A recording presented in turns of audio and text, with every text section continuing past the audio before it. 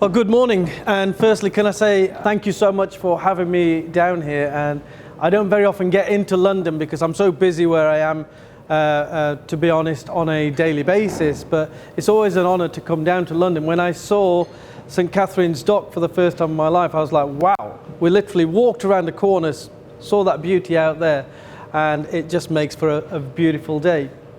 And you know what? Sometimes we need that. Sometimes we need to have that beauty in our lives because we get so sucked up in our businesses.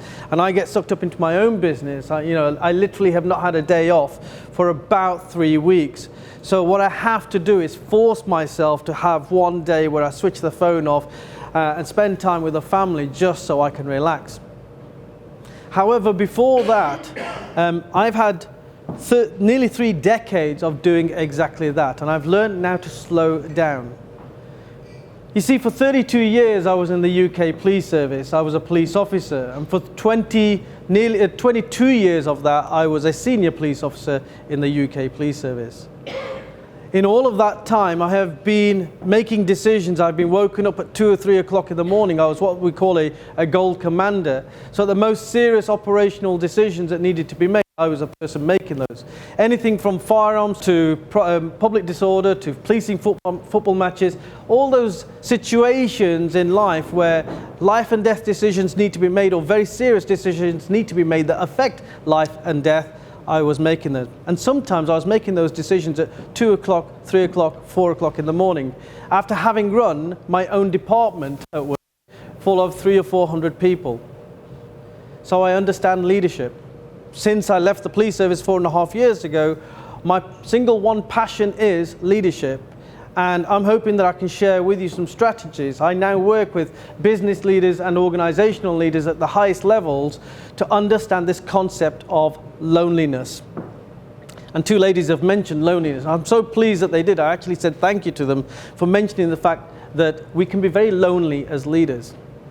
You see, the truth of it is that we get so sucked up into our business, into our world, into the lives that we live. We get so sucked up into the passion of creating whatever it is that we want to create, the portfolios, the business, the legacy that you want to leave for your families, that you very often neglect yourself. And when you suddenly wake up and you realize, hang on a minute, I haven't got a life at all because my life is 100% over here. And there is nobody else making the decisions that need to be made but me. And if I get those decisions wrong, who do I turn to? That is the lives that we are all leading. And it's about the level of honesty that we have with ourselves in admitting that to ourselves, which is the first step. But I'm going to assume that you've made those steps. I'm going to assume that you've already admitted that to yourself. You've admitted that business is not easy. And it doesn't matter to me whether that's property or whether that's a pharmaceutical industry. Whatever your business is, we all have that same journey. So I'm assuming that you're enlightened enough individuals to have had that conversation with yourself. Because what I want to do is not talk about the pain, I want to talk about some solutions, because I'm a solution-focused individual. But firstly, I want to talk about leadership. What is leadership? You see, when we talk about leadership, it's very easy for us to start thinking about individuals like this. People sitting in meetings, or maybe people making big decisions in the European Parliament or somewhere of a similar ilk, political leaders. Or we think about people, running teams, or people who are inspiring the world and changing the world through the way they've touched the world. Or perhaps we see leaders like this. Or we perhaps see leaders like this. Maybe we see leaders like this. Now, I don't know what your political opinion is. I don't really have political opinions, but what I always have is opinions on leadership. And I think you'll all agree with me, irrespective of whichever political party you support, the leadership that's been demonstrated in this country at the highest level of politics is the worst I've ever seen. Because nobody seems to have any clarity, nobody seems to have any vision. And you as business owners will have a sense of vision. You know where you want to take your business, right? But we don't seem to have any sense of where we want to take the country. And then there's so much infighting that's going on. There's no cross-party understanding of something that's going to affect the whole country. Everybody is looking after themselves. And that's the worst kind of leadership that you can have. But even these people will have had their lonely times. You saw Theresa May doing her goodbye speech or her announcement that she was stepping down, and you saw how emotional that she was. Do you think that she might have had those dark moments by herself in her house, crying away? Of course she will have. And that comes as part and parcel of leadership. I've had those dark moments myself. I've had those moments where at 3 o'clock in the morning, I have literally worked a 12-hour shift and I'm in bed, I'm asleep, and I get a phone call and say, boss, we've got a man running loose with a gun in a built-up area at 3 o'clock in the morning. What do we do?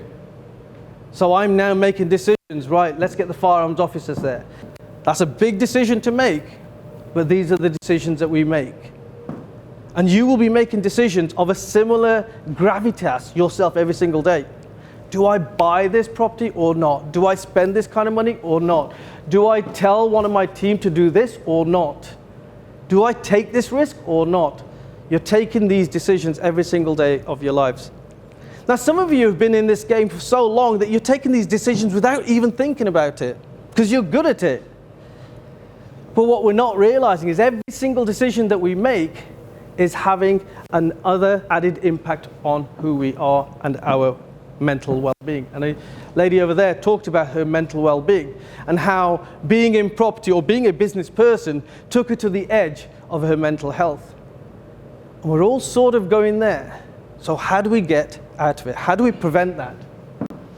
So just on this whole issue of leadership, you know, if you were to Google the word leadership, you'd get something like 1.5 billion results from Google. 1.5 billion results, which tends to suggest to me that everybody is interested in leadership. And yet when you look at the Oxford English Dictionary definition of what leadership is, you get this: the action of leading a group of people or an organization. Now, I don't know about you, but if the Oxford English Dictionary has to use the word leading to describe the word leadership, it sort of suggests to me that they don't fully understand it. So I am a nonconformist. I've come up with my own definition. And this is what I believe leadership is all about. It simply is about influencing people or influencing circumstances. Now, when you start looking at that definition, you start seeing leadership in a wholly different way. Just by a show of hands, please, raise your hands if you're a parent. And keep your hands raised, because I want to pick up on those people who haven't raised their hands. Raise your hands if you've got a sibling,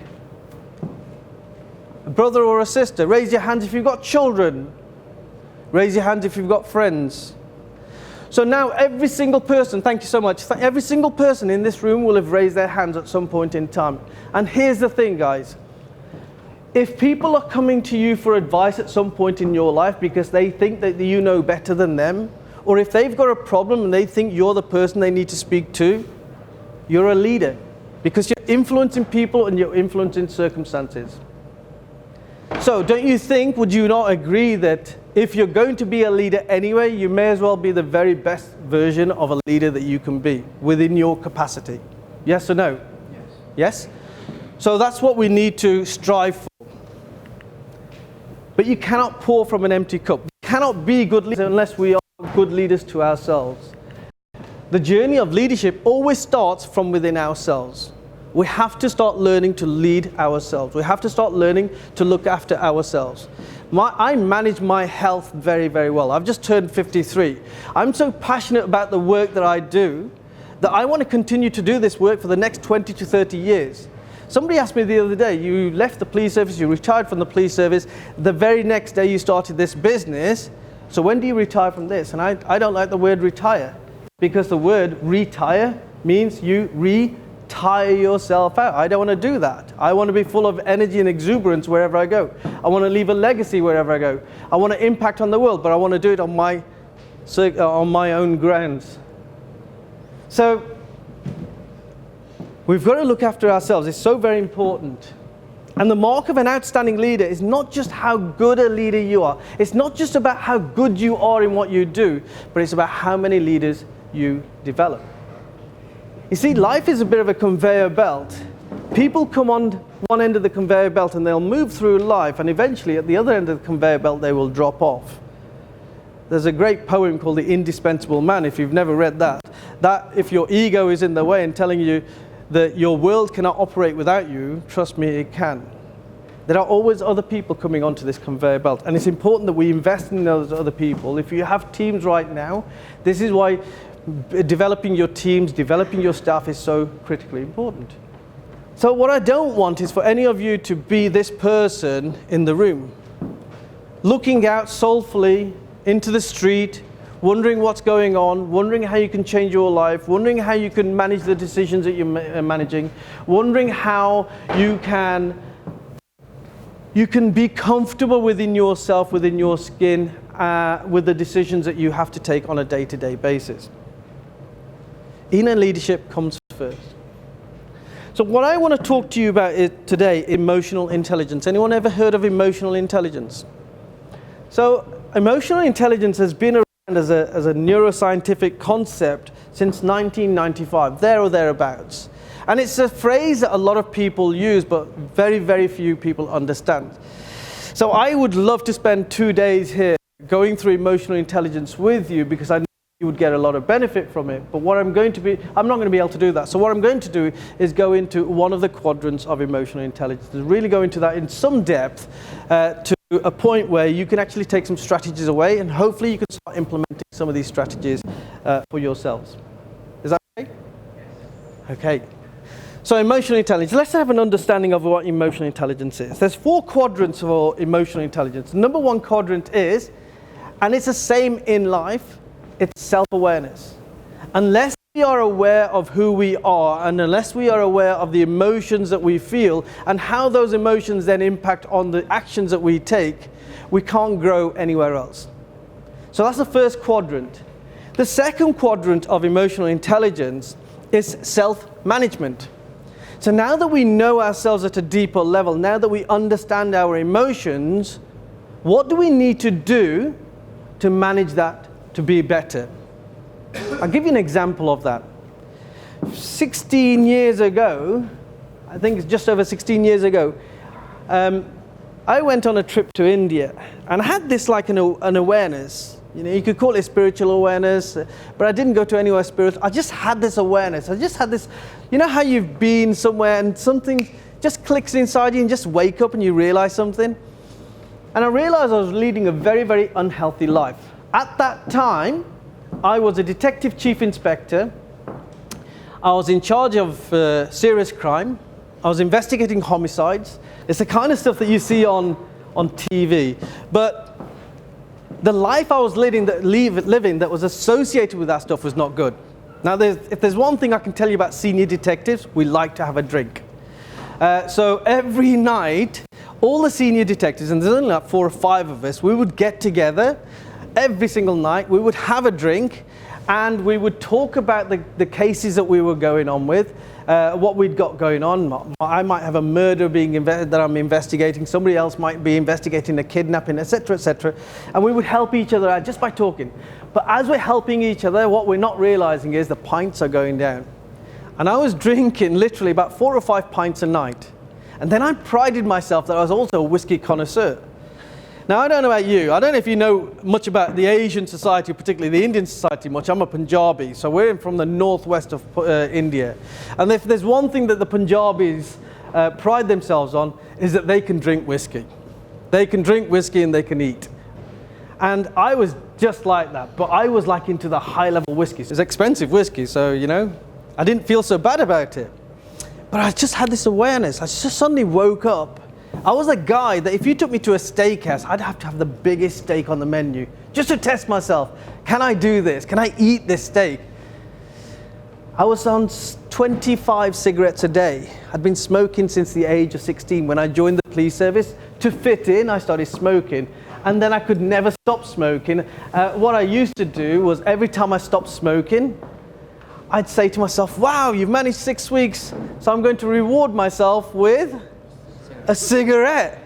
One's not going to hurt, so you'd have 1 cigarette. And it always happened in a pub when I'm out with my mates, and I'd be walking to the toilet, and suddenly I see those, can you remember those old-fashioned cigarette machines?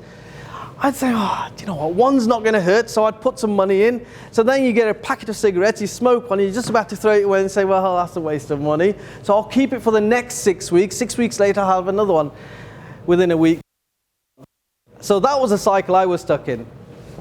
But I had this awareness that if I truly wanted to live a life that I was proud of, a life that was really going to fill me with energy, where I was really going to have an impact on life and people around me, I needed to look after myself. I understood that it all starts with myself. I needed to manage myself. On that day, I gave up smoking, drinking, eating meat and fish and eggs. I just threw those in overnight. And I haven't touched them since. I don't even think about them.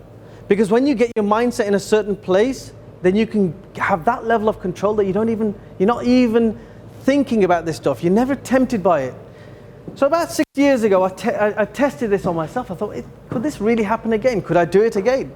So I was doing some research on coffees and teas and things like that, and I realized I didn't think coffee and tea was very good for me. So overnight, I stopped drinking coffee, tea. I only drink green tea now and water.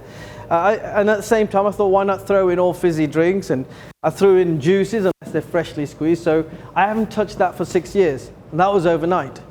3 years ago, I'm really now intrigued by this. How is this happening? So 3 years ago, nearly 4 years ago, I stopped drinking milk overnight. I only drink almond milk. And I have never, ever thought about drinking milk again. How is it, just like that, I was able to do it? I wrote a book called Smash the Habit, teaching people that smashing habits is not about getting into some kind of a fad diet or getting into some kind of hypnotic state. It is literally about having power over your mind. It's literally about emotional intelligence. When you have a deep sense of self-awareness and you understand what you like about yourself and what you don't like about yourself, what's empowering and what's disempowering, when you resonate that at the deepest possible level, then you can start managing that much more effectively. And you can make these powerful decisions. That is it. No more.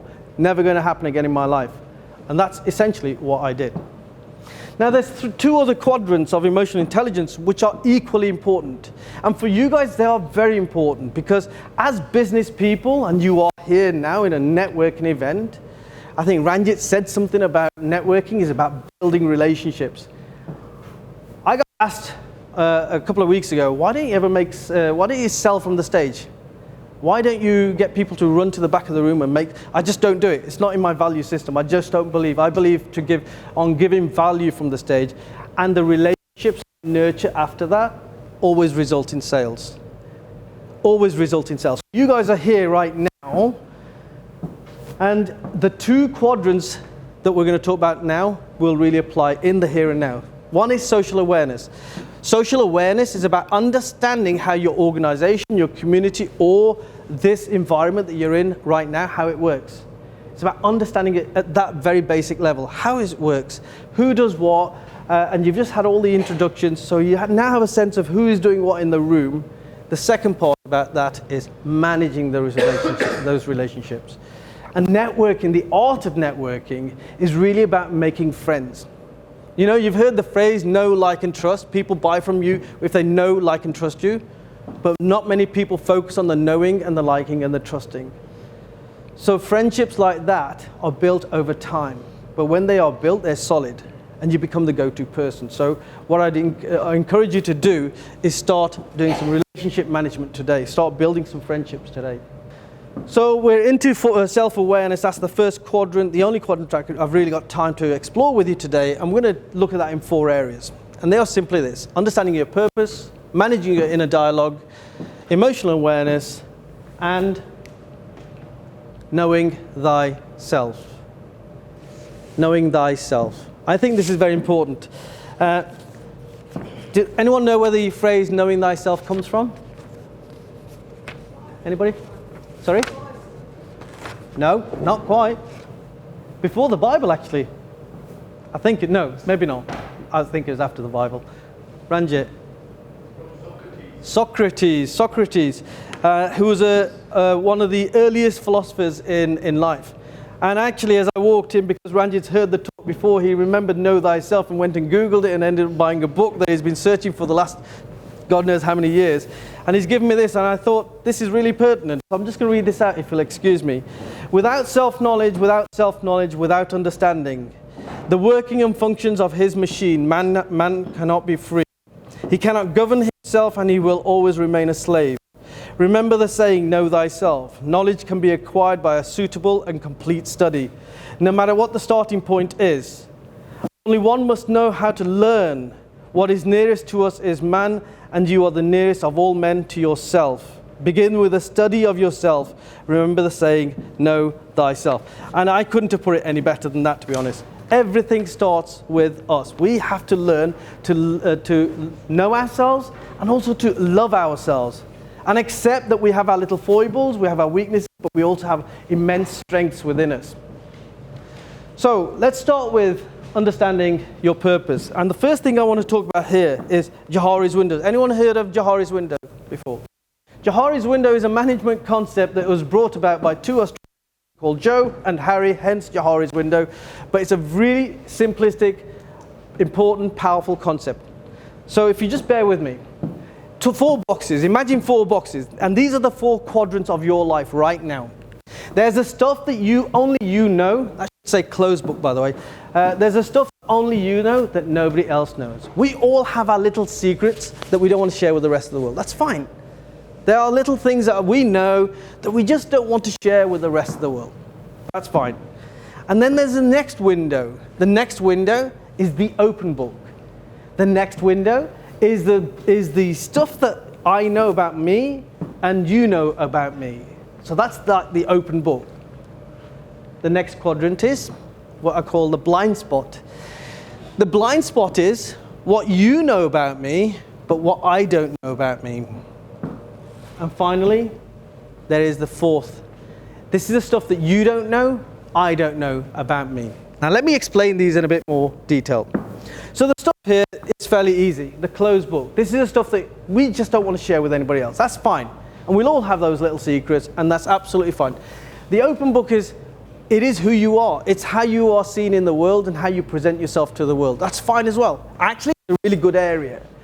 And the trick is this, to try and extend that area to be as we can make it. So there are 2 ways that you're going to do this is by reducing the blind spot. So if the blind spot is stuff that people know about you but you don't know about yourself, how do you think you might increase the blind spot? Ask questions. You know, the whole concept of feedback, this is why everybody talks about feedback. You hear it all the time. 180 degrees feedback, 360 degree feedback. This is why feedback is so important, because what you're doing is you're reducing the blind spot to make this as much of your open book as possible. This part here that you don't know about yourself, that others don't know about you, is your area of potential. And that's why my brand is called Ignite Your Inner Potential, because we all have it, folks. We all have this secret potential within us that we need to dig down deep inside of us. When we do things and we thought, oh my goodness, I never thought I could do that. I never believed I could be able to do that, and yet I'm doing it. I never believed I'd be running a business after the police service, but I'm doing it. I never thought that business would be successful, but I'm doing it. In 2 weeks' time, Channel 5, who just reached out to me to do a program with them on leadership and policing. I never expected that. And this is the kind of stuff that happens when you become in your zone. This is the kind of stuff that happens when you start exploring that inner self, when you start living to your true strengths and your true abilities. But most of us are stuck, and I'll come on to a bit of neuroscience in a short while. Most of us are stuck in the automatic response area of our brains. So I'm going to teach you about an area of your brain that we need to start accessing a lot more of, because that's where your hidden gems are centered. Your purpose. Now you'll have heard this so many times. Your purpose is your foundation, your why. Everyone says, think about your why. Robert Byrne once said that the purpose of life is a life of purpose. And I just think that if we're not living intentional lives where we truly believe that we're having an impact on the world, we will never truly live a passionate life. And what happens is, if you're not living a life full of passion, or a business that is creating passion within you, the first challenge that comes along, you're going to give up. Because passion becomes your fuel. And you need fuel in the tank to be able to power through any challenges. Because there's one guarantee I'm going to make to every single person in this room: you're going to have challenges. I've had thousands of challenges in my life. I have seen countless deaths in my life. I have seen families destroyed by actions of other people in my life. I've had personal tragedies in my life. We are all going to have challenges. But it's passion that pulls you through. When I started my business only 4 years ago, having had 32 years of policing, knowing nothing but a life of service, I came out of that bubble that I was in, blinking as if I'd just come out of a dark room, thinking, what is going on? It was a very loud world that I came into. And I got into this world of personal development. I went to a Tony Robbins event. Anyone been to a Tony Robbins event? It's like a rock show for personal development, and everyone seems to be on steroids. You know, everyone is loud. And even after the event, I got stuck in this very loud audience, and they were all like 20 something. And there's me later on in my life, and having had a disciplined life of police service, I tried to do work with some of these people because they saw something in me, and I thought, well, I don't know any better, so I'll try and do some work with them. But their values were not aligned to me. I think Ranjit said something about values. I have a saying on values. I will connect with like-minded people, but I only ever work with like-valued people, because that's where your depth is.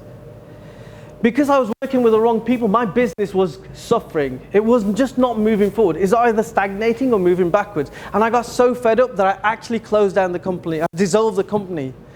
And then my partner said to me a day after, and I was like, head in my hands. And she said to me, is that really what you want to do? You want to give up? Because this is what you've always dreamt of. Just because you've got in with the wrong people, and just because it's affected you in this way, does that mean that your future has to look like this?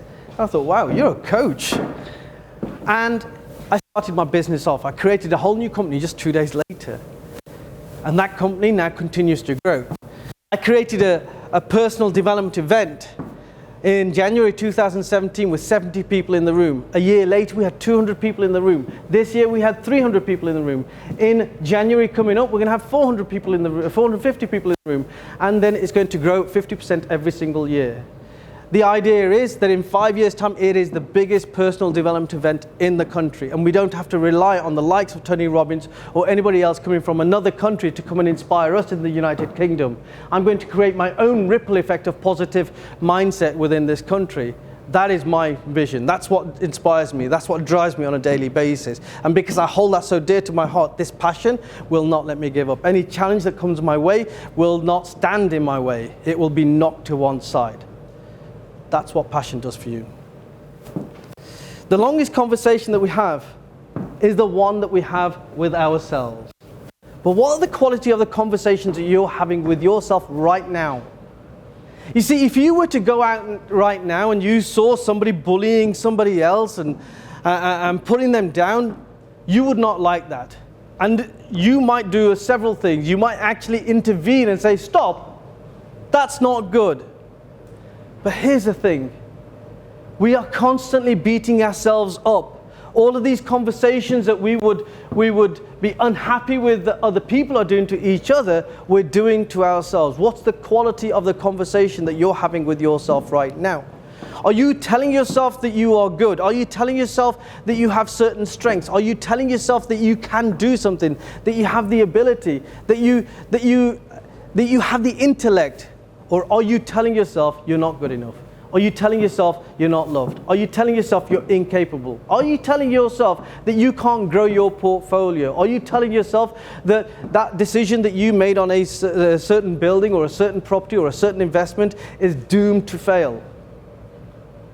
Because Henry Ford once said that if you think you can or you think you can't, you are probably right. You will bring about everything that you think about. And that's so important to remember. I will repeat that. You will bring about everything that you think about. So make sure that your thinking is clear. Make sure the quality of the conversation that you're having with yourself right now is the best quality. Now, I was a police officer, so I always look for evidence. So every time I tell myself I can't do something, first thing I will say to myself is, where's the evidence for that? Where's the evidence to say I'm not good enough? And I guarantee if you do this, more often than not, you will struggle to find the evidence. This is just social conditioning that's been built into you. Now I want you to flip that and tell yourself you are good enough, and then look for evidence in your life when you have been good enough. And I guarantee you will find so much evidence where you have been good enough. You've been good enough to pass exams, good enough to pass a driving test, good enough to start a business, good enough to start a family, good enough to do anything in your life. And that's how you can start disproving and challenging some of these conversations. See, a lot of us spend so much of our time in this outer circle here, the circle of concern.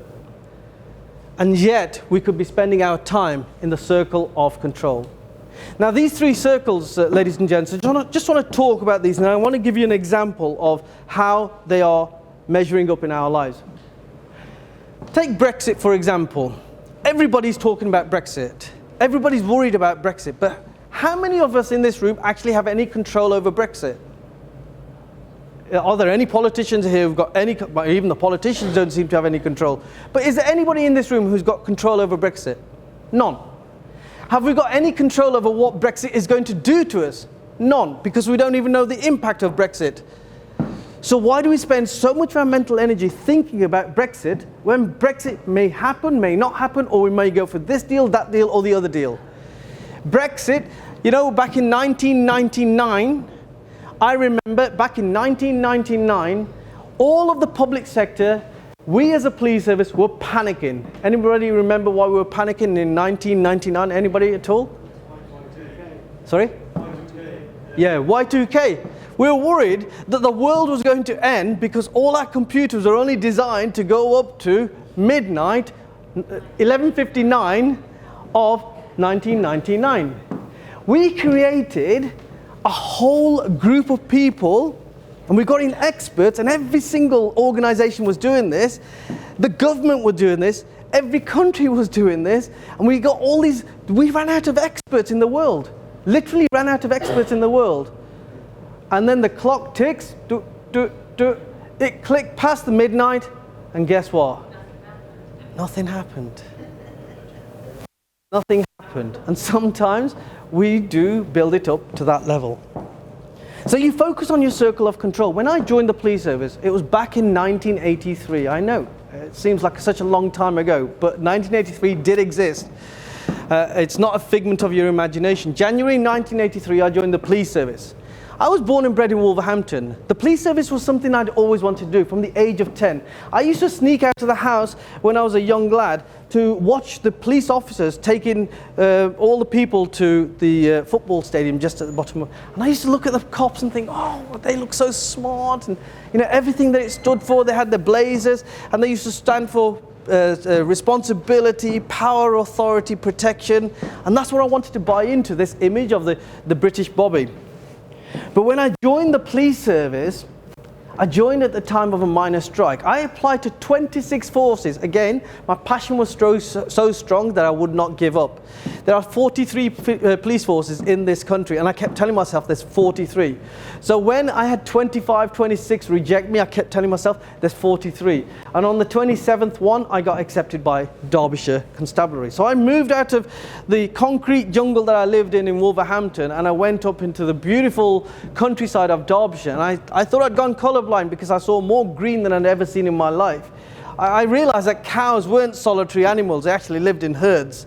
You know, my dad, I think, was more confused than anybody else, and I thought he was excited, but I think he just wanted to get back to Wolverhampton as I saw him wheel spinning his Ford Cortina out of force headquarters to get back to the concrete jungle.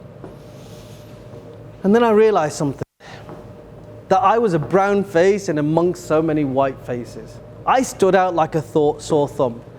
I was surrounded by miners and police officers who'd come from mining families. I saw overt racism for the first time in my life. I have had things done to me and said to me that I wish nobody else would ever have. And I saw other people who were also not white experiencing the same thing. I learned 2 lessons on that day, or in that year, in that time. The 2 lessons were this. There are 3 types of people that you meet when it comes to challenge. There are those that give up and go home, and we had plenty of those. Their passion was not strong enough. Their fire was not burning in their belly. You have those who kick back, fight back, and end up being scarred, and the organization gets scarred. Nobody wins. And then you have those who remember the reason why they are doing what they're doing is not because of that person who said what they've said. It's because of this organization.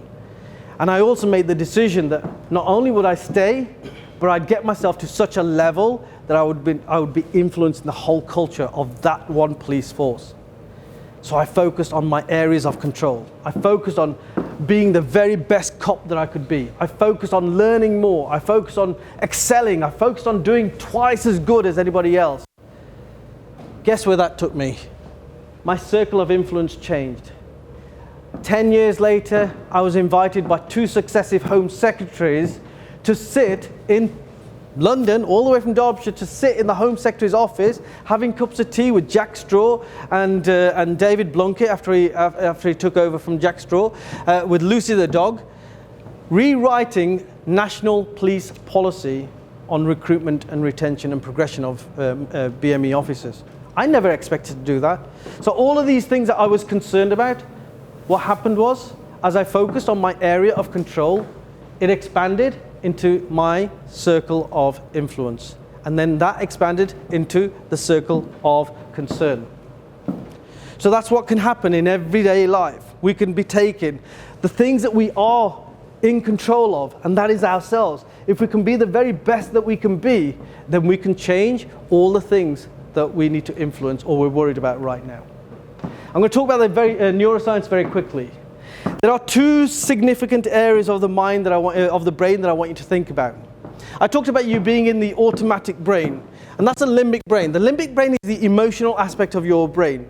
The limbic brain is there to protect us. The limbic brain thinks very, very fast. It's like 8 times faster than the prefrontal cortex. The limbic brain will lead you to make decisions that are fright, flight, or freeze. In the limbic brain, there are 2 little almond-shaped pieces, and the 2 almond-shaped pieces are called the amygdala.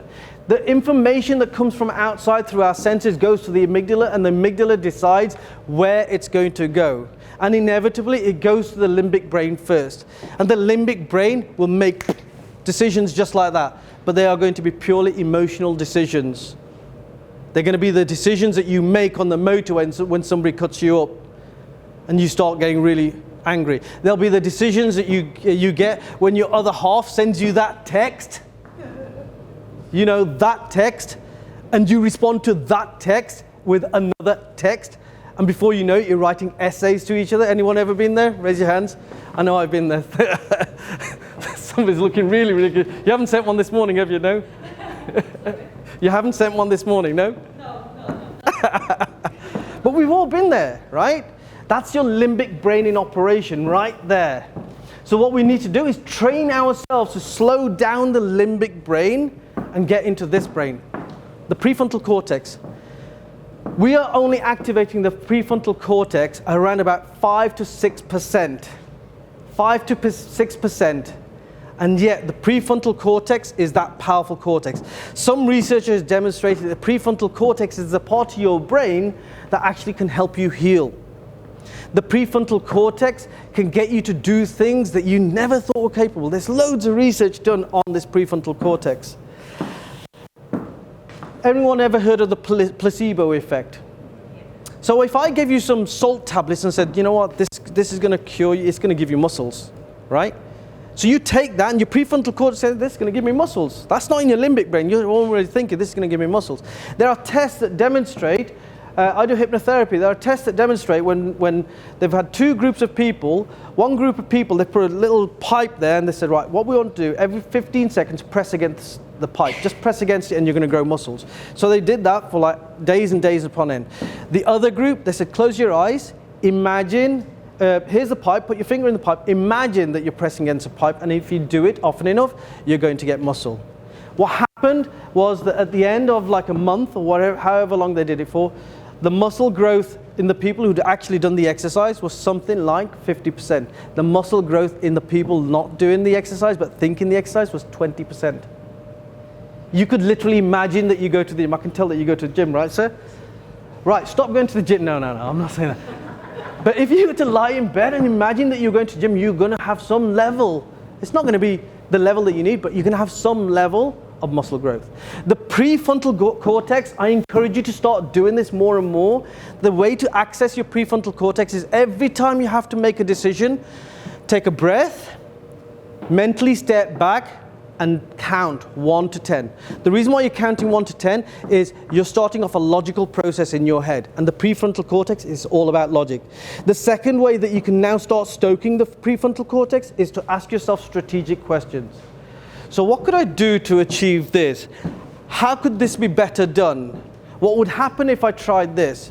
Those kind of questions. If you get used to asking yourself strategic questions like that, guarantee the capacity of your prefrontal cortex usage would increase from 5%, and if you can get it to 10%, your life would change completely.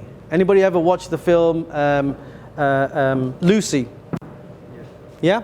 So she was a girl, these smugglers, these drugs people had planted some drugs inside her.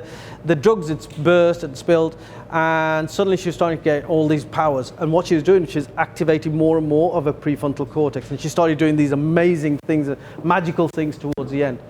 It is limitless what you can achieve. You are limitless beings right here. Your potential, that fourth quadrant, is phenomenal. And I want you to explore that, because if I can get one person in this room just to start doing that, trust me, I'm doing that. And my life, I say every single day of my life is full of miracles. It literally is full of miracles. The stuff that I'm bringing into my life, not even chasing it, is happening for me.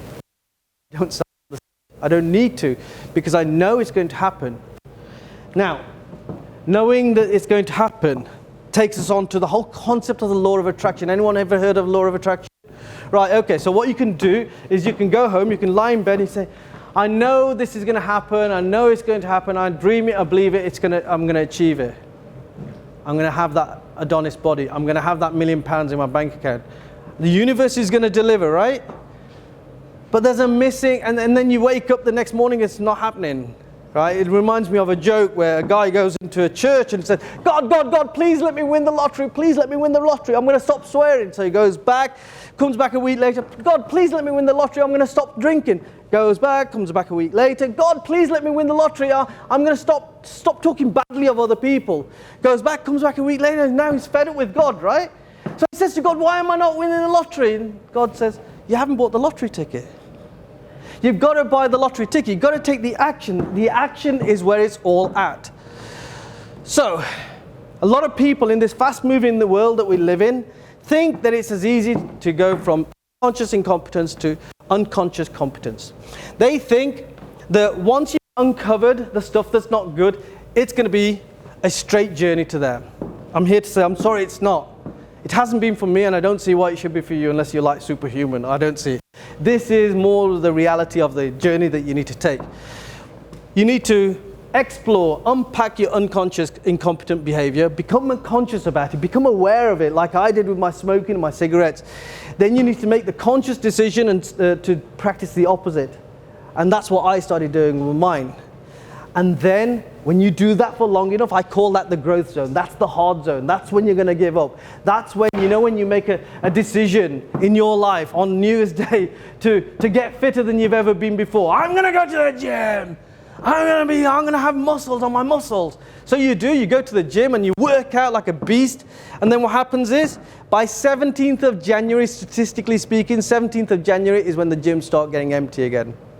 Because it's not sustainable. That behavior is not sustainable. You have to do it for long enough. And when you do it for long enough, it becomes your normal behavior. That's when you get to the unconscious competence. That is your growth zone. That's the zone that you need to focus on. So, how do you do that? Well, I'm going to share with you very quickly the 7 C's of action that I adopt in my life. This is what I do. So the first C is commitment. You've got to be absolutely committed to the goal that you set for yourself, whatever that goal is. Whether it's money, whether it's increasing your portfolio, whether it's increasing your business, whether it's your relationships, whether it's your health, whatever it is, 100% commitment, no less than 100% commitment. You've got to be taking constant action. You can't go to the gym 4 days of the week and then say, I'm going to take 3 days off, and then next week you say, oh, my body's still aching, I'm going to take another couple of days off, and then I'll do 2 days. And then it starts getting smaller and smaller, and you think, sometimes people go to university, and I used to do this, and they'll buy all the books, carry the books around with them like this, hoping that through some process of osmosis, all that information is going to leak up my arm into my brain. The action has to be constant. You have to take the action. There is no substitute for hard work. The action has to be consistent. It has to be of a consistently high quality. Let me just use the analogy of the gym again. If I say to you, have you been to the gym today? You say, yeah, I did 2 hours in the gym. But actually the reality is what you did was spend 2 hours in the sauna in the gym. The truth is, yes, I've been to the gym, but I haven't actually done any gym work. So the actions have to be consistently of the high quality. The actions need to be concerted. That means working with other people. That means building the relations. You are here to build relationships right now. They say if you want to go fast, go alone. If you want to go far, go with other people. You need to be congruent. And this one is a really big one for me. Values, values, values, values. Know what your core values are. I go into organizations and I have high-end clients all the time. And I say to them, do you know what values are? Yeah, values are like my moral compass. It's what guides me in my life, all right? So what are your values? Well, I don't know. And then they'll spout off some values, and when I look at their values, they've just borrowed them. They've borrowed those values from their organization. They've borrowed those values from their particular religion, their particular culture, their particular community. So they don't really know who they are. They haven't done the inner work. To find your values, you need to do the inner work. So find out what your values are and be congruent with your values. Never take action that's not in line with your values. Have absolute clarity on your goal. If you just have a blurry image of your goal, then what's going to happen is you'll reach a blurry image. You're not quite sure where to go. And the idea is to have absolute crystal clear picture. So imagine your goal being on a television screen. We want it in 4K, high definition, surround sound. You need to know what that goal looks like in absolute color. And in order for you to get there, what you need to do is spend time exploring that. Take time out of your business. You do not have to be 100 miles an hour in your business all the time. I promise you, nothing is going to stop if you take a day off to do this inner work.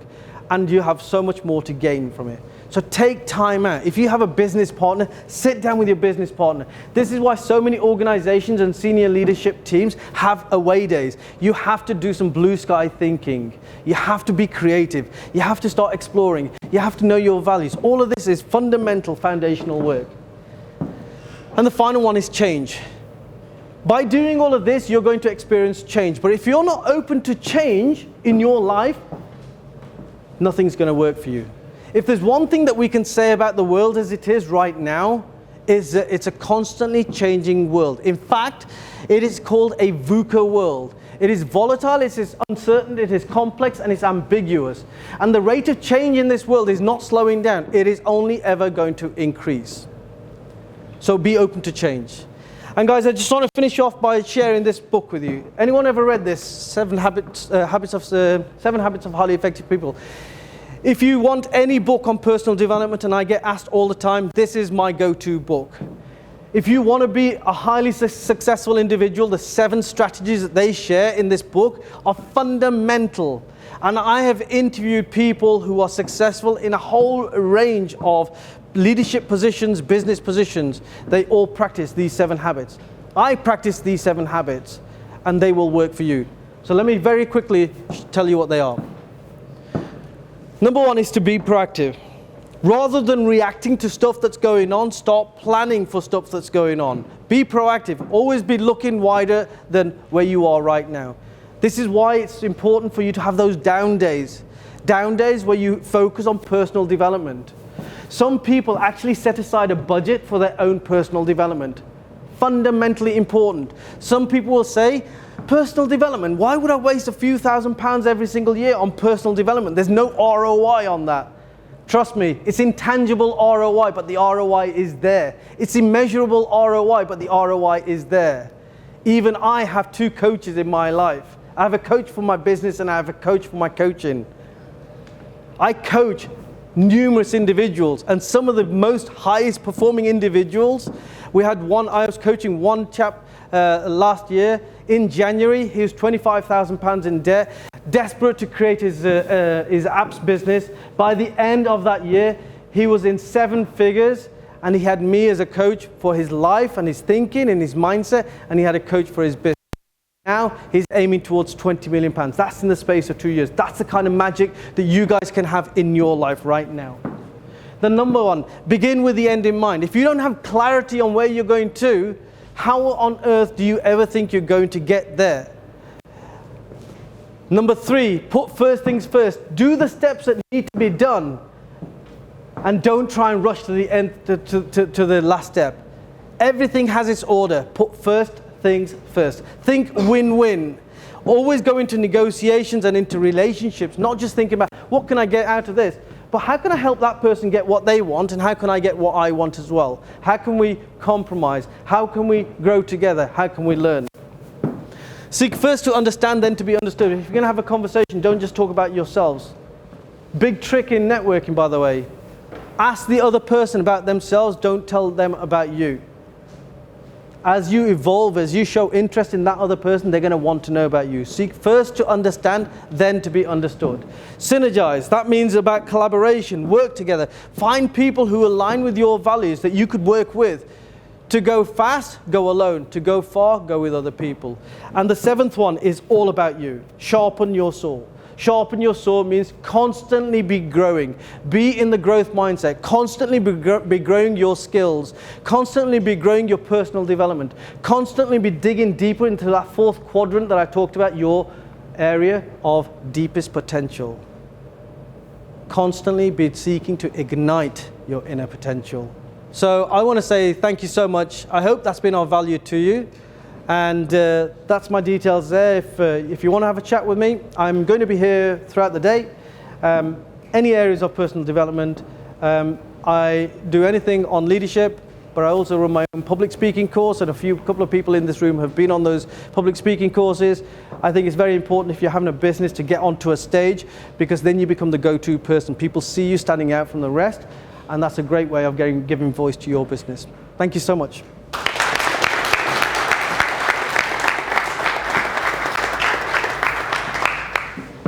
I just ran over.